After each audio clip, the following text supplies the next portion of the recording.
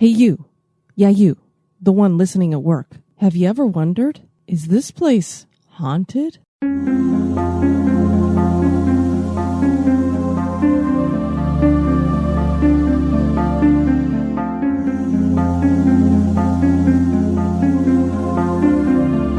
History tells the story of the world and of our lives.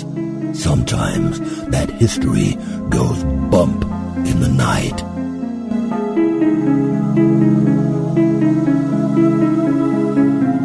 Broadcasting from the center of Oddity and the supernatural in Central Florida, it's the History Goes Bump podcast.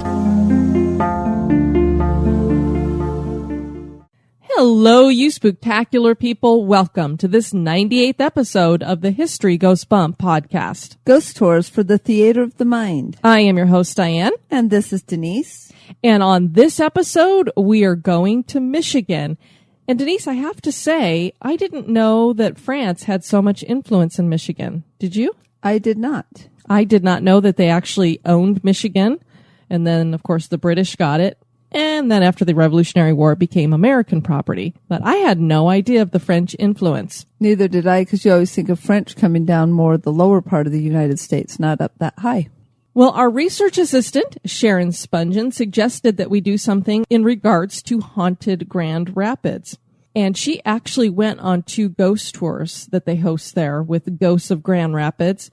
She had a marvelous time, and so she picked up a book called Ghosts of Grand Rapids that was written by Robert and Nicole Duchesne and Julie Rassack, and she said it'd be really good to do a show on some of these. So I contacted Julie and said, if you had 2 things you had to pick out of what you guys cover on your tours or in your book, what would those 2 places be, or 2 things, I should say? And she said the AT&T building and the urban legend about the Ada Witch. So Sharon did a bunch of research for us, and she sent me all the material, and I was looking through it. And as I looked at the story behind the AT&T building, I went, you know what? This is a perfect haunted true crime episode. So I ended up pulling that out, and we will have later on this week a haunted true crime bonus cast that'll go up featuring the history and hauntings behind the AT&T building there in Grand Rapids. So I chose another location, the St. Cecilia Music Center, to go along with our urban legend about the Ada Witch. That sounds perfect. So we've got our research assistant, Sharon Spungen, helping us on this one and also on the next haunted true crime. So thank you to you, Sharon, for that. Yes, thank you, Sharon. Do want to welcome a bunch of people to the Spooktacular crew. All right. We want to welcome Jerry. Hey, Jerry. Nathan. Hi, Nathan. Kathy. Hi, Kathy. Ashley. Hey, Ashley. Desiree. Hi, Desiree. Jennifer. Hey, Jennifer. Michelle. Hi, Michelle. Cindy W. Hi, Cindy W. And Cindy N. And Cindy N. Yes, so it's the Cindys this week. One of our crew members and listeners, Jameson, shared a picture with us of a time that he was in Edinburgh, Scotland, and he'd gone down into the vaults. And the picture that he took there, he said there was nothing behind me but a brick wall. But when you look at the picture, it looks like there's something standing behind him. It was very, very creepy. It most certainly did look like somebody standing there. Then we have some reviews to share. Denise, we've had our show up on Stitcher ever since we started back in October of 2014. And I don't go there very often. We don't get a lot of hits on it, and we certainly don't get a lot of reviews. So my apologies to Mariessa, who gave us a review over there about a month ago. Oh my gosh, we are so sorry, Mariessa. I don't usually check in because the last one we got there was 11 months ago. So she gave us 5 stars. I'm a self-described history geek, and I work in a history field. I love this show. Diane and Denise feel like your friends having a fun chat. They have a healthy, skeptical attitude about the haunted places. The history of each location is engaging. I recommend it for other history buffs. So thank you for that review over at Stitcher. We appreciate that. Yes, we do.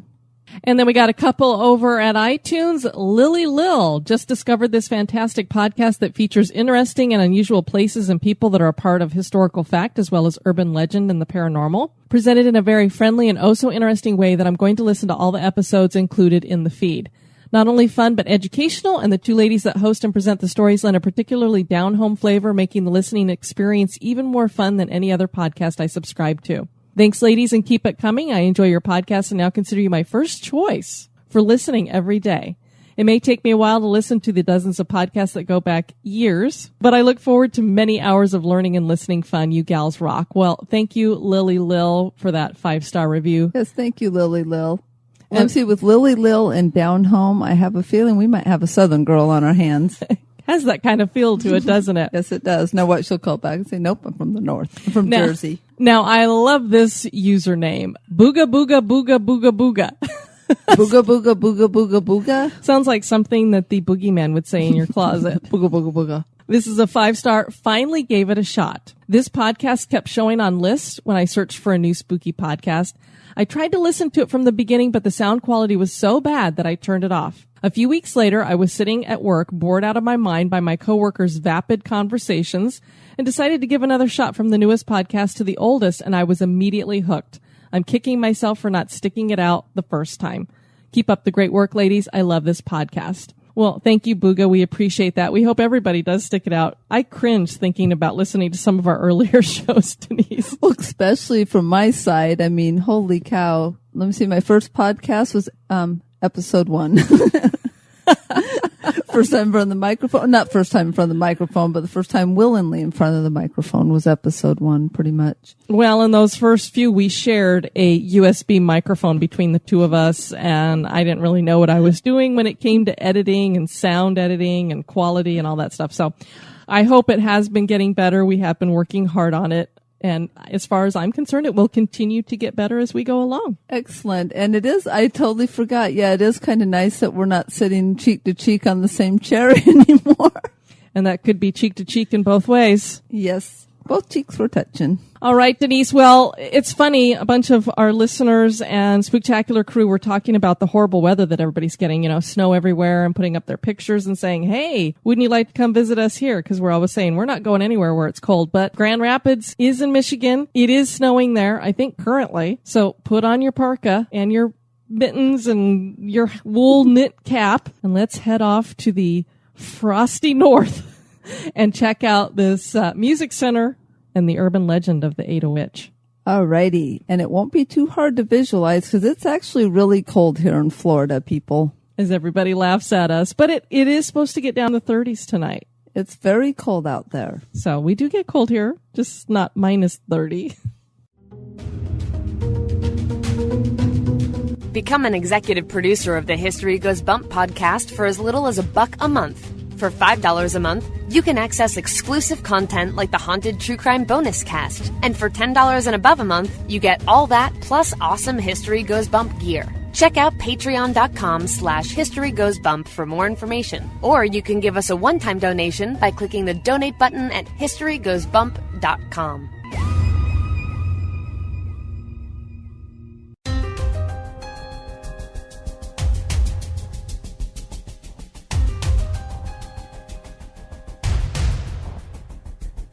History is full of oddities, curiosities, mysteries, and the truly bizarre. Welcome to this moment in Oddity.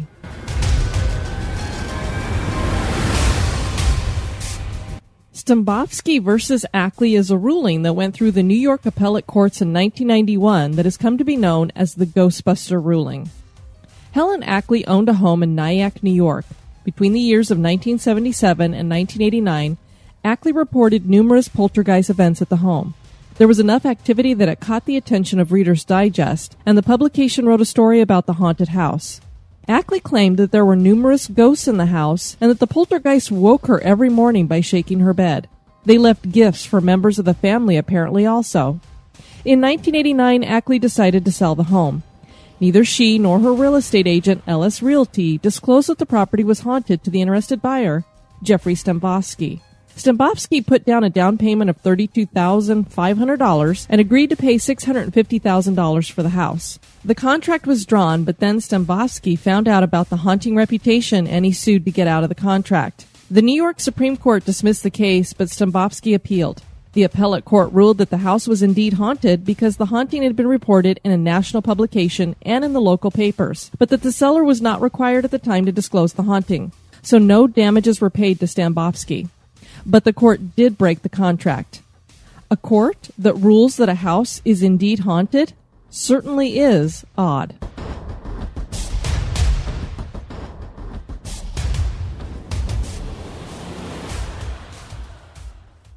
This history podcast is haunted.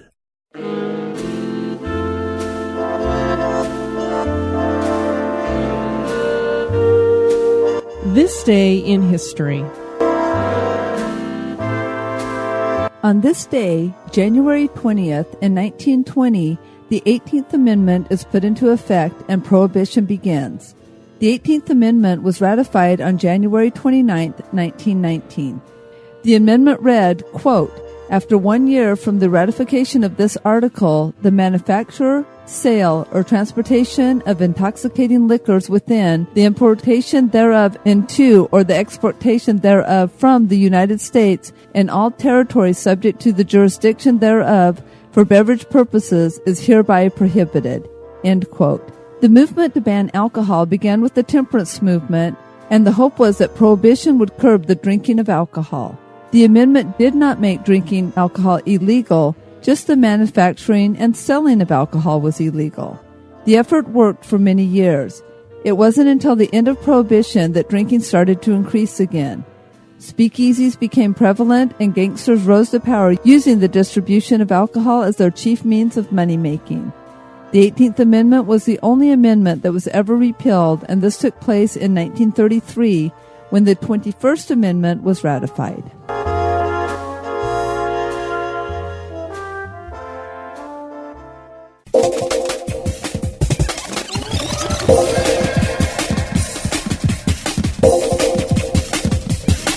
The History Goes Bump podcast.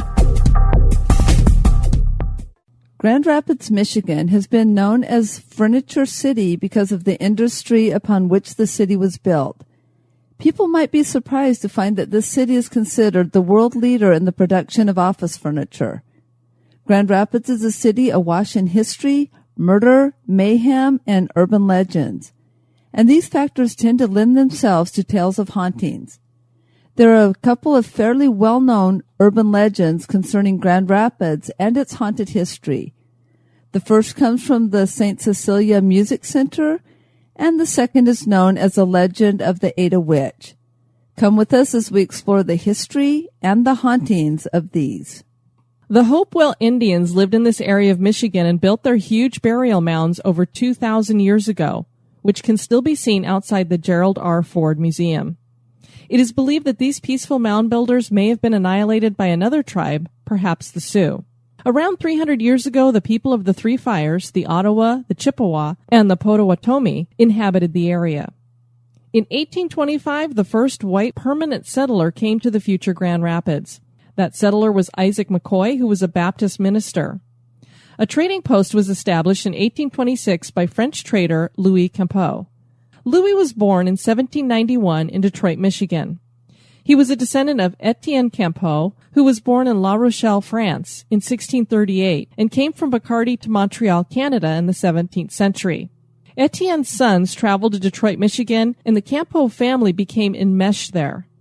Etienne's son, Jacques, was Louis's great-great-grandfather, so this family goes way back here.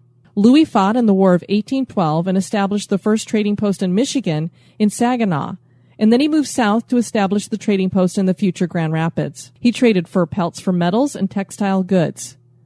Louis became the city's most prominent founder after purchasing the entirety of the downtown area in 1831 from the federal government for a whopping $90. He named his parcel Grand Rapids. Wow, $90. And I had a lot of fun with this, Denise, because, I like to dig deep and dig into who these people are and trace back their family lines. And so I was like, I want to know more about this guy. And as you dig in and you go back, you're like, wow, this family goes way back in Michigan. And, not just that they set up roots and had a store or something. They actually were building cities.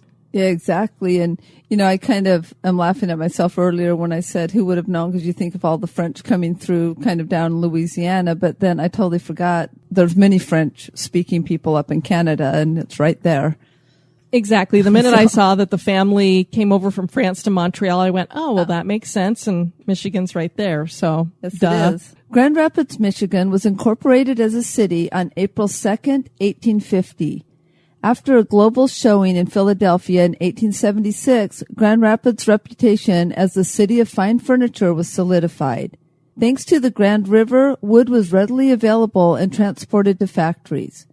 Grand Rapids was also the first city to fluoridate its water in 1945. But it was a cutting-edge city in other ways as well.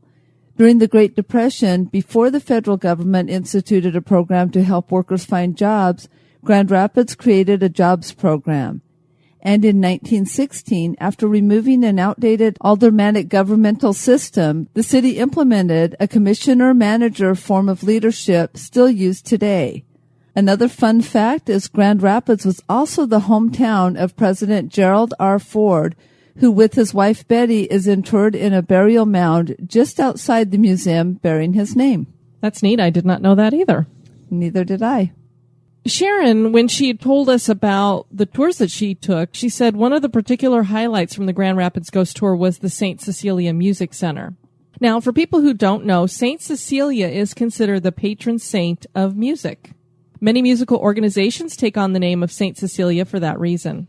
Grand Rapids had the St. Cecilia Society, and in 1890 they decided to find a permanent home. They purchased a lot on Sheldon Avenue, but their dream dissolved as a zoning issue forced them to sell the land. After a couple more years passed, the society purchased the property at 24 Ransom Northeast, which is the present home of the Music Center. Chicago architect Henry Ives Cobb designed the St. Cecilia Music Center, and he was directed to design a simplified and dignified temple of music. Construction on the building began in 1892, and society members started an ambitious fundraising effort to gather the funds needed to build the building. Cookbooks were written, calendars were designed, and a souvenir silver spoon was produced by Herkner Jewelers, and they were sold as part of the fundraiser. Chicken and oyster dinners were sold to the public, and performances were staged in the Old Powers Opera House as well. A special edition of the Grand Rapids Evening Press was even created to help gain funds. The building was completed in the spring of 1894. The total cost, which included furnishings, came to $53,000. Wouldn't that be nice to get a fully furnished place for $53,000? Not only that, but what I really like about this is in our modern era, whenever you want to build something like this, or say we want to build a new sports arena, you always have these bonds. And so it's basically the government taking out loans. And this is a neat idea about basically having the community paying to build this thing, but they were getting something in return as well. Exactly. It reminds me of when schools are trying to raise funds for the band or something like that. I don't know. I think it's just rewarding for both ends when you have that kind of a setup. Oh, very much so. I mean, I know we've done many fundraisings for students and things like that, and so it's very nice because it gives you a sense of ownership that you got there. Dedication of the St. Cecilia Music Center took place in November of 1894. The incredible fact about this building is that it was the only place in the world built by women solely for the appreciation, study, and performance of music. There's an extraordinary Tiffany window that was installed in 1895. Which makes me think about the Flagler College there in St. Augustine that has that, I think it's the dining hall, has those Tiffany windows that are all around the outside that they actually had to put special windows on the outside of those to protect them. Yeah, they're absolutely beautiful, though.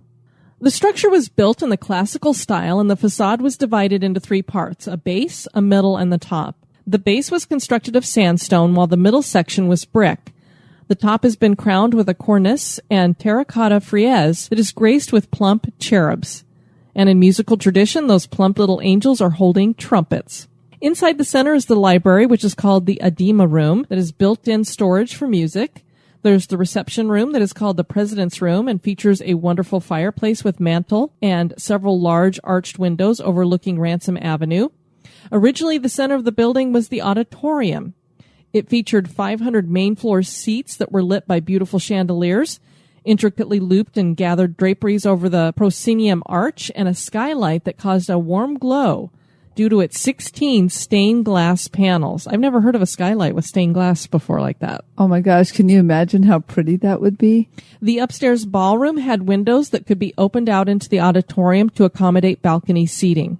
Major repairs were needed in 1901 to reinforce the roof beams. Renovations in 1925 removed the skylight and 2 large pillars in the middle of the auditorium, and the balcony was closed off. These renovations improved the acoustics to the point that even today, the Music Center is considered one of the finest recital halls in this country or abroad. The heating and electrical systems were renovated in 1974, along with the auditorium, which was named for the Royce family that had donated a large amount of money to the society. The stage and building became barrier-free in 1984 with further upgrades. The Opus 2 Capital Campaign was launched in 1996 to help maintain the building. The center hosts world-renowned musicians and has been added to the National Register of Historic Places. We're going to get into the hauntings that are at this location, and I have to say, Denise, I have no idea why this building is haunted, because I don't really know of anybody. We don't have reported deaths or murders or anything like that going on here. So I don't know if there's some things that are tied to the land, the fact that we have all these burial mounds that are there. Obviously, I'm thinking some burial mounds might have gotten leveled as they were building Grand Rapids. So I don't know if that's what's underneath here. Yeah, who knows? But it does seem that whenever we travel and go abroad, or even when we research via the internet, that theaters tend to be haunted. It just seems to be something that goes hand in hand. And who are we talking to? Was it somebody? I think we were talking to somebody on one of the tours we were doing, and that they wondered if it's because there's, or maybe it was somebody on the show, I can't remember, but we were talking about how there's so much emotion when you're acting, because you can go through the whole gamut of laughter and crying and happiness and sadness and all this other stuff. And maybe because spirits seem to feed off of emotions, that it's just a place that is like a super Slurpee for them or something. They can really get a huge dose. Super Slurpee. Of energy. So you heard it here first at History Goes Bump. That theaters are super Slurpees of energy. For I just ghosts. made that up. I see a new shirt coming. You know, it could be that too, but there's also to do theater with all the lighting and all the electrical, because a lot of times that's what ghosts need in order to show themselves. So that could also be because they're going to have more than your average amount of lights and soundboards and all of that too. Quite true. Descriptions of the haunting activities at St. Cecilia's include hair being tugged, as well as jackets and sleeves, hair being stroked, and disembodied whispers in the ear that include demands like, get out. There's a lot of ghosts that want people to get out. We heard that on our last show, didn't we? We absolutely did. There are disembodied grunts, groans, and growls. Shadow people are seen. Seat 106 is said to always be in the lowered position for no apparent reason. And I don't know if this is like that other theater that we'd covered where they don't even sell the ticket for that certain seat that seems to be haunted. So I don't know if this is a haunted seat. On 2 separate occasions in the lower level of the space, a woman's voice has been recorded laughing in the background. This woman was not present while they were recording. The elevator goes up and down without assistance, and things go missing. And then there's the mysterious woman sitting in the auditorium and a janitor in a jumpsuit that is seen backstage. A janitor that is not employed by the center and who disappears. The Grand Rapids Press reports, quote, "Something's happening, and either we have homeless people living here or we have ghosts," said Kathy Holbrook, the center's executive director. So she invited the West Michigan Ghost Hunters Society to come in and conduct 3 investigations of the building. Society members brought in all sorts of equipment, including computers and audio recorders, and stayed late into the night. She said investigators definitely found what they would say was paranormal activity in the building, adding that most of the incidents seemed to occur in the auditorium. Some of the investigators reported seeing strange shadows in the building, and glowing orbs showed up in a few photos they took, according to a society report. A psychic felt like the elevator was a portal used by the spirits, and she sensed the housekeeper, soldier, and a variety of performers in different parts of the building, the report says. Holbrook said the investigation's creepiest finds were recordings of unexplained voices, or EVPs. She said that in one, a male appears to say, "Move it." The hair on the back of your neck stands up, she says. That was the most shocking, to be able to hear someone speaking, end quote. The interesting thing about this is that this is the center's executive director talking about this stuff.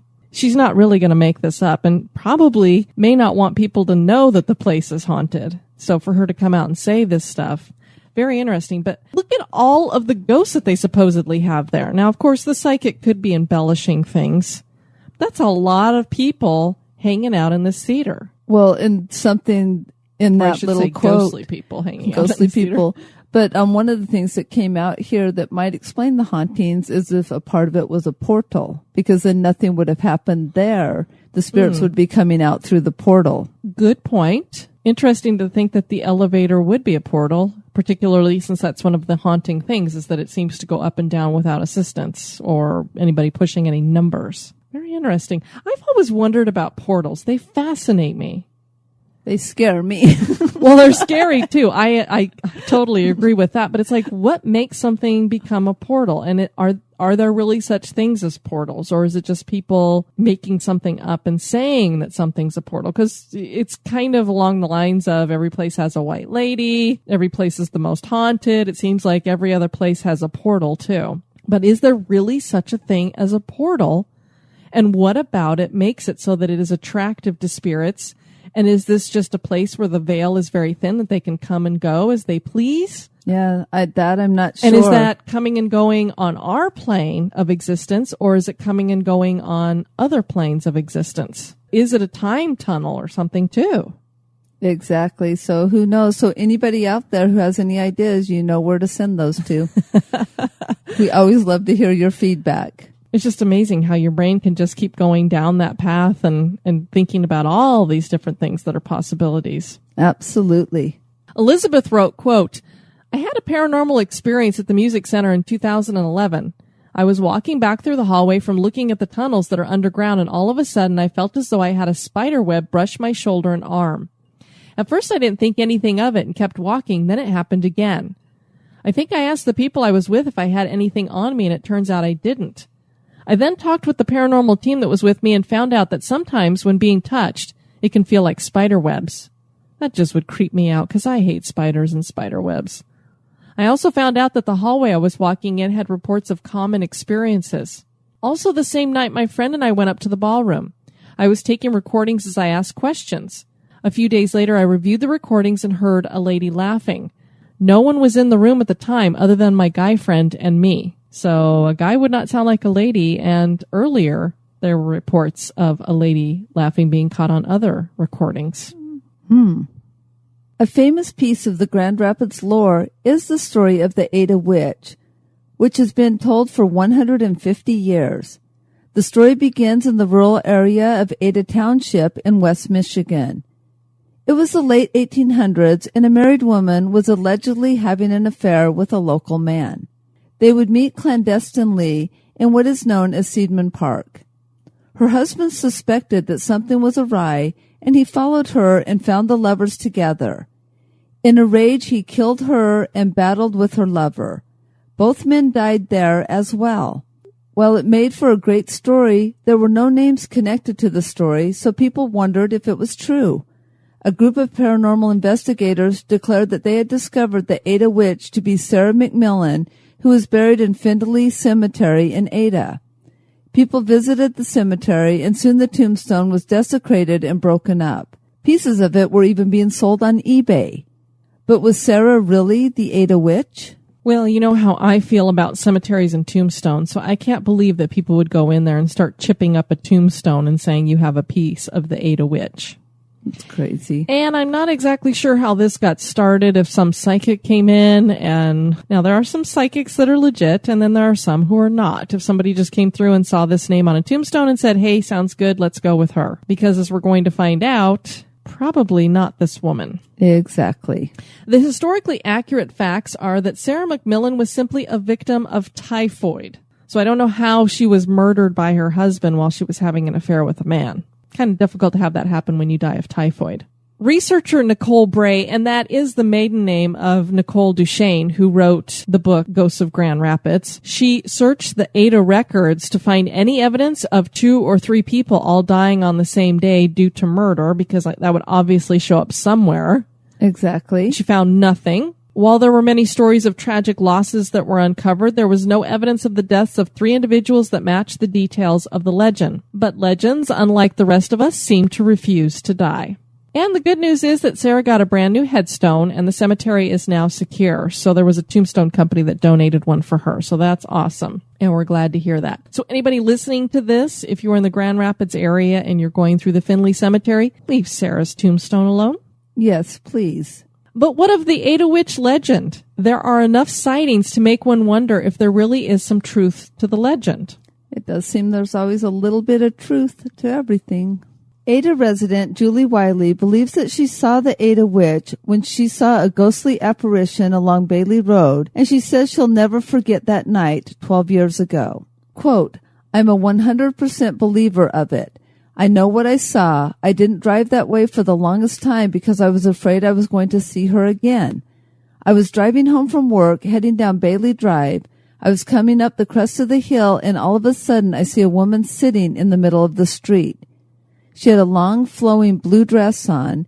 She was sitting there waving her arms, and the words coming out of her mouth to me looked like she was asking, help me, end quote. When Wiley got to work, she was very shaken, and she told her boss what she had seen. He said, oh my gosh, you just saw the Ada Witch. Something that occurred to me based on the name is obviously it's called the Ada Witch because it's in Ada, Michigan, but why was she coined to be a witch? If she's sitting in the middle of the street beckoning for help, that doesn't sound very witchy. It could be just superstitious that people saw a ghost and all of a sudden the ghost becomes a witch and da-da-da-da. Well, it's just when you get these urban legends, it just makes you wonder where in the world did this story come from to begin with. At least with a lot of urban legends, there seems to be a little bit of historical fact to go with it. There's nothing to go with the legend that's fact, as far as they could find. The only fact is that the legend, as we stated earlier, has not died. It's still going strong. And the name doesn't make any sense to me. I guess I'm just being too logical. There are many reported sightings of a female apparition near Finley Cemetery, which is more than likely how Sarah found herself connected to this legend. This female spirit is seen along many of the streets and roads near the cemetery, particularly up and down the 2-mile road. This is the road where Finley Cemetery is located. She's also been seen along Honey Creek Road. According to the legend, this is where the Ada Witch's body was found. And she's seen on Conservation Avenue. Hunters claim to have heard footsteps in the woods near this road, and some have even said they were tapped on the shoulder, but when they would turn around, nobody would be behind them. The Ada Witch appears as a woman dressed in a long white or blue dress with long flowing hair. There seems to be no reason for the hauntings at the Music Center, but there definitely are reports of unexplained activity. Is the St. Cecilia Music Center haunted? Is Grand Rapids home to a true urban legend? Is the Ada Witch real? That is for you to decide. And we do have links in the show notes for ghost tours that are hosted by Ghosts of Grand Rapids. And they also have their book that they wrote. And I have a link where you can click to pick that up over at Amazon. And it is part of the Haunted Press series that I'm collecting, so I need to pick that one up. We got some comments on the new music that we've been playing on the show for our Moment in Oddity and This Day in History. Thought I would change it up a little bit. New year, new sound.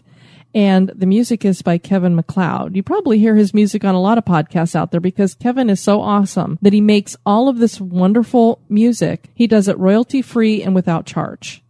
All he asks is that you give him credit, and he has a Patreon account, which of course we have become patrons of him. So not only do we ask people to donate to us, but we pay it forward as well. So we help out fellow creators, and he's one of them that we're helping out. So absolutely fantastic musician. Oh yeah, I just love his stuff. He's got everything from trying to make things sound like old time music to soundtrack, futuristic. It's just got everything. I just love it over there. His website is incompetech.com. incompetech.com, I believe. And then you're supposed to say it again like a spelling bee. Incompetech. Did I win? Sure. I'll give it to you. The next episode, we're going to go to a part of Canada we haven't been to yet, Alberta. Yay, let's go to Alberta. Fort Edmonton. This was a suggestion by our listener, Tanya Turner, so we're looking forward to checking that out. Yes, we are. We're glad you guys could join us for this episode. I have been your host, Diane. And this has been Denise. You take care now. Bye-bye. Executive producers of this episode have been Dave and Ann, Melissa, Levi, Nicole, Jade, Sharon, Cricket, April, Katie, Stephen, Heather, Amy, Tanya, Leanna, Laura, Seth, Tracy, Josh, Barbara, Ashley, Griffin, David, Wendy, Roger, Jenny Lee, Liz, Lana John, Stuart, Kelsey, Diane, Alicia, Dan, Janice, John, Laura, and Homeworks. And thank you for a one-time donation from Connie. Thank you. Want to keep the spooks away? Give us a review. Societies rise and societies fall. When the time comes, one society steps forward to build a better future. The Wicked Library, Kettle Whistle Radio, Night Story Podcast, Prog Watch, Red Horse Radio, The Lift, History Goes Bump. Listen, the M Writing Podcast. Society 13. Rebuilding society, one podcast at a time.